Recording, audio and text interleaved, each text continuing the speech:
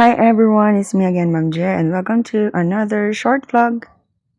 So, at my usual morning routine, so naghihilamos ako gamit ang Glam Beauty Soap. So guys, please order and check out.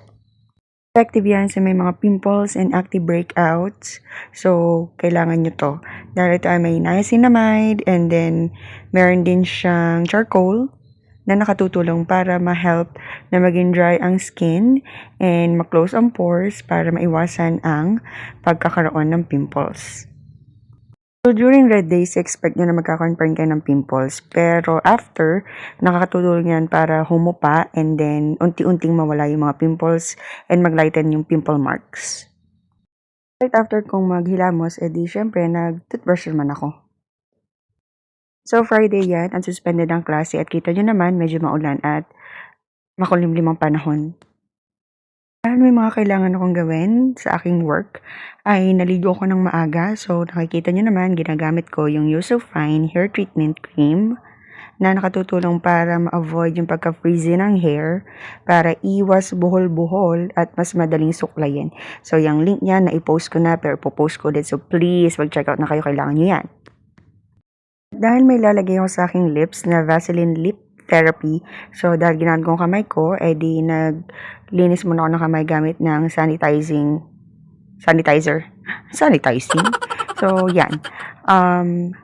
Gagamitin ko kasi yung fingers ko, yung para ma-scoop yung lip therapy at i-apply sa aking lips. So, para maiwasan yung germs. So, kailangan natin mag-sanitize. So, akala ko timbahay ako maghapon, pero hindi pala.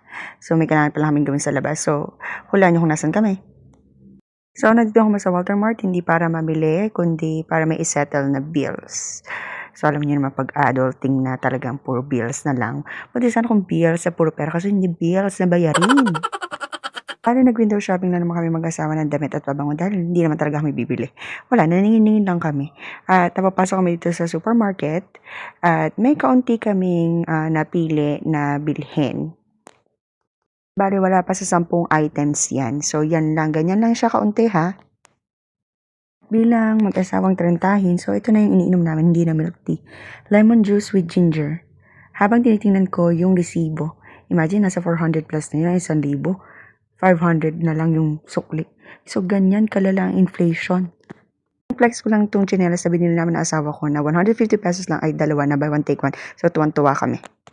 I'm so proud sa asawa ko kasi nagtitipid na siya. Grabe, hindi yan ganyan dati. So, natututo na siya talaga sa pag-handle ng pera. Yun lang. So, pauwi kami at sobrang lakas ng ulan dyan. So, nakauwi naman kami ng safe. So, yun lang. Bye! Please, like and share!